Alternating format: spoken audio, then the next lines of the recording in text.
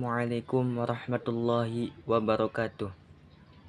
Alhamdulillahirrabbilalamin. Wabihi nasta'in wa ala umuri dunya waddin. Wassalatu wassalamu ala ashrafil anbiya'i wal mursalin wa ala alihi wa sahbihi ajma'in. Amma ba'du. Perkenalkan, nama saya Muhammad Wahyudi. Saya mahasiswa dari Universitas Islam Bunga Bangsa Cirebon. Saya dari Fakultas Tarbiyah Prodi PAI kelas 2B. Pada kesempatan kali ini, saya diberikan tugas untuk membuat video presentasi pada mata kuliah Fikih Munakahat Jinayat oleh dosen pengampu Bapak Muhammad Alwi MPD. Sebagai untuk memenuhi tugas penilaian akhir semester. Ya, tanpa berlama lagi kita langsung saja ke videonya. Pernikahan merupakan suatu ibadah yang dianjurkan oleh Rasulullah dan dianjurkan oleh Allah Subhanahu wa taala. Pernikahan adalah tiang pondasi untuk kesejahteraan manusia. Karena pernikahan mengikat laki-laki dan perempuan dengan sah dan dianggap sebagai langkah awal yang penting untuk membangun pondasi keluarga yang beradab dan sejahtera dalam kehidupan manusia, yang membawa kebersamaan, komitmen, dan tanggung jawab, dan harapan. Oleh karenanya, pada kesempatan kali ini, saya akan membahas dan sedikit mengulas tentang walimah. Yang pertama, pengertian walimah. Walimah berasal dari bahasa Arab yang artinya al-jam'u, yaitu kumpul. Sebab di antara suami dan istri itu berkumpul, bahkan sanak, saudara, kerabat, dan para tetangga. Walimah berasal dari kata al-walimatu yang artinya makanan pengantin. Maksudnya apa? Maksudnya ialah makanan yang disediakan khusus dalam acara pesta perkawinan. Bisa juga diartikan sebagai makanan untuk tamu undangan ataupun yang lainnya. Sedangkan secara terminologi, Imam Syafi'i dalam kitab Al-Um menyebutkan bahwa walimah ialah tiap-tiap jamuan merayakan pernikahan, kelahiran anak, khitan, ataupun peristiwa menggembirakan lainnya yang mengundang orang banyak dinamakan walimah. Walimah adalah perayaan pesta yang diadakan dalam setiap kesempatan pernikahan.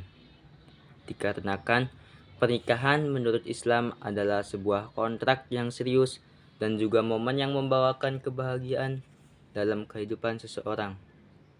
Maka dianjurkan untuk mengadakan sebuah pesta perayaan pernikahan dan membagi kebahagiaan itu dengan orang lain seperti dengan para kerabat, teman, ataupun yang lainnya. Selanjutnya, hukum menyelenggarakan walimah.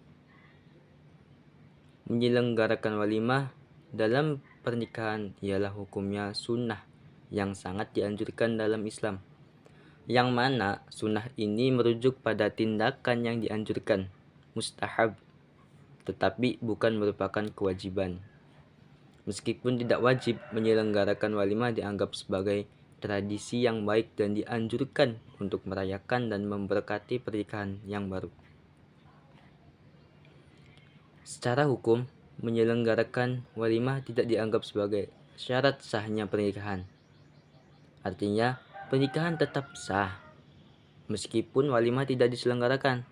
Namun, sunnah ini sangat dianjurkan karena mencerminkan rasa syukur atas pernikahan yang baru terbentuk dan juga sebagai wadah untuk mempererat tali silaturahmi antara kedua belah pihak. Selanjutnya, apa sih hukum menghadiri walimah? Beberapa ulama berpendapat hukum untuk mengadakan walimah adalah wajib. Sementara itu, umumnya para ulama berpendapat hukumnya adalah sunnah yang sangat dianjurkan. Bahwa hukum walimah atas pengantin adalah menepati undangan walimah itu wajib ain, kecuali ada uzur, dan tidak wajib datang untuk makan dari makanan walimah. Tidak wajib mendatangi walimah sebab diketahui terdapat uzur, malah kadang terjadi haram karena ke tempat tersebut terdapat salah satu kemungkaran. Adapun sebagian halangan walimah ialah sebagai berikut. Yang pertama, terdapat arak ataupun minum-minuman yang tidak baik yang diharamkan, maka kita tidak wajib. Bahkan ketika lebih dominan atau lebih banyak kepada minuman tersebut, malah kita bisa dihukumi haram untuk menghadirinya. Selanjutnya, terdapat makanan yang tidak halal. Misalkan pada acara walimah tersebut ada daging babi atau sejenisnya. Yang ketiga, terdapat wanita yang sama membuka aurat. Yang keempat, tidak boleh israf, berlebih-lebihan. Selanjutnya yang kelima itu tidak ada unsur yang diharamkan seperti khamr, nyanyian, dan biduan yang biasanya ada di klub-klub malam begini. Yang keenam itu makruh. Ini hukumnya makruh ketika yang diundang itu hanya orang-orang kaya saja dan meninggalkan orang-orang miskin. Jadi dia membeda-bedakan. Selanjutnya adab walimah dalam pernikahan. Yang pertama, meluruskan niat. Walimah itu harus digelar, harus diacarakan, harus diadakan dengan niat yang benar, yakni mengumumkan pernikahan dan memberi makan tamu undangan. Sesuatu yang diniatkan dengan baik akan menjadi amal soleh, sehingga waktu dan harta yang dibelanjakan akan diganti menjadi pahala. Selanjutnya, menyajikan makanan sesuai kemampuan. Sajikanlah makanan untuk tamu undangan sesuai dengan kemampuan. Yang mana hal ini telah dicontohkan oleh Rasulullah. Diriwayatkan oleh Anas bin Malik radhiyallahu anhu. Ia berkata, "Aku melihat Rasulullah sallallahu alaihi wasallam mengadakan walimah untuk Zainab yang tidak pernah diadakan untuk istri-istri beliau lainnya. Dan beliau menyembelih seekor kambing." Hadis riwayat Bukhari dan Muslim. Dalam hadis tersebut dijelaskan bahwa Rasulullah memotong seekor kambing untuk para tamu saat menikah dengan Zainab. Berbeda dengan saat Nabi menikah dengan Sofia, di mana saat itu tamu undangan disajikan kurma kering, gandum, dan minyak samin. Artinya apa? Sebuah hidangan walimah harus disajikan sesuai dengan kemampuan. Tidak diperkenankan bagi siapapun untuk memaksakan diri, apalagi sampai berhutang hanya untuk menggelar walimahan. Selanjutnya yang ketiga, tidak membeda-bedakan tamu undangan. Rasulullah Shallallahu Alaihi Wasallam bersabda, seburuk-buruknya hidangan adalah makanan walimah yang diundang untuk menghadirinya hanyalah orang-orang kaya, sedangkan orang-orang fakir tidak diundang. Hadis riwayat Bukhari dan Muslim. Melalui hadis ini, Rasulullah menekankan bahwa umat Islam tidak diperbolehkan untuk membeda-bedakan tamu undangan berdasarkan pangkat ataupun dari segi hartanya. Begitu pula dalam menjamu tamu undangan, di mana tidak diperbolehkan untuk membeda-bedakan makanan yang disajikan. Selanjutnya yang keempat, tidak berlebih-lebihan dan tidak mengandung perkara yang mungkar. Islam tidak memperkenankan sebuah walimah digelar dengan berlebih-lebihan. Karena dalam Quran surah Al-A'raf ayat 31 yang artinya, wahai anak cucu Adam, pakailah pakaianmu yang bagus pada setiap memasuki masjid. Makan dan minumlah, tetapi jangan berlebihan. Poin selanjutnya tujuan, manfaat dan hikmah walimah dalam pernikahan. Yang pertama tujuan dulu. Para ulama menyebutkan bahwa setidaknya ada 3 tujuan dari diselenggarakannya pesta walimah. Yang pertama, pemberitahuan. Tujuan utama pesta walimah sebenarnya sekedar memberitahukan kepada orang-orang banyak bahwa pasangan pengantin ini telah resmi menikah, agar tidak terjadi fitnah nanti atau sesuatu yang tidak diinginkan, prasangka yang tidak diinginkan dari masyarakat. Yang kedua, ajang mendoakan. Tujuan keduanya adalah sebagai ajang para tamu yang hadir itu bisa ikut mendoakan kedua pasangan ini agar mendapatkan keberkahan dari Allah serta menjadi pasangan yang saling menguatkan dalam iman. Selain itu juga agar mereka mendapatkan ketenteraman hati, rezeki yang banyak dan berkah dalam kehidupannya, dan akan segera mendapatkan keturunan yang soleh dan solehah.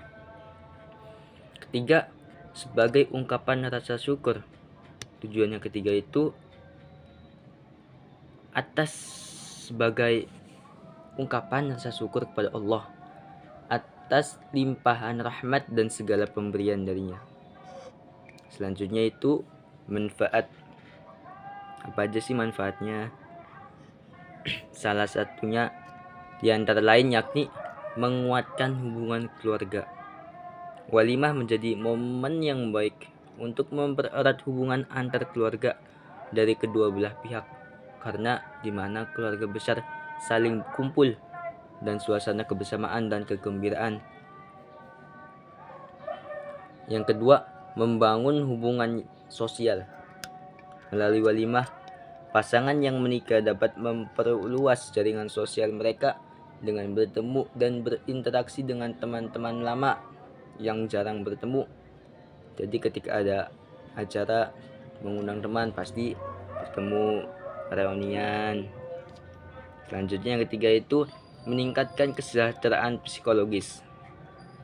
Walimah dapat memberikan perasaan bahagia, senang, dan diterima di masyarakat bagi pasangan yang menikah, yang dapat meningkatkan kesejahteraan psikologis mereka. Yang keempat, menunjukkan kedermawanan dari kedua belah keluarga. Menyelenggarakan walimah merupakan bentuk kedermawanan dan kemurahan hati, di mana tuan rumah berbagi rezeki mereka dengan mengundang orang-orang banyak untuk bersama-sama dapat menikmati hidangan yang telah disajikan. Yang kelima, mengajarkan nilai-nilai kebersamaan dan kebahagiaan. Walimah mengajarkan pentingnya kebersamaan, kerjasama, dan kebahagiaan dalam membina hubungan baik dengan pasangan maupun dengan lingkungan sekitar. Yang keenam, menguatkan ikatan pernikahan. Dengan merayakan pernikahan melalui walimah, pasangan suami istri dapat memperkuat ikatan dan komitmen mereka satu sama lain. Selanjutnya yakni hikmah walimah. Antara lain, yang pertama merupakan rasa syukur kepada Allah. Yang kedua, tanda penyerahan anak gadis kepada suami dari kedua orang tuanya. Yang ketiga, sebagai tanda resmi akad nikah. Yang keempat, sebagai tanda memulai hidup baru bagi pasangan suami istri tersebut. Yang kelima, sebagai realisasi arti sosiologi dari akad nikah. Yang keenam, sebagai pengumuman bagi masyarakat bahwa antara mempelai telah resmi menjadi suami istri. Yang ketujuh, sebagai tanda menghormati tradisi dan adat. Walimah juga merupakan bentuk penghormatan terhadap tradisi dan adat yang berlaku dalam masyarakat yang dapat mempererat ikatan antar anggota masyarakat. Ya, mungkin cukup sekian materi atau pembahasan yang bisa saya sampaikan pada kesempatan kali ini. Atas kurang dan lebihnya mohon dimaafkan. Kurang lebihnya mohon maaf. Billahi taufik wal hidayah. Wassalamualaikum warahmatullahi wabarakatuh.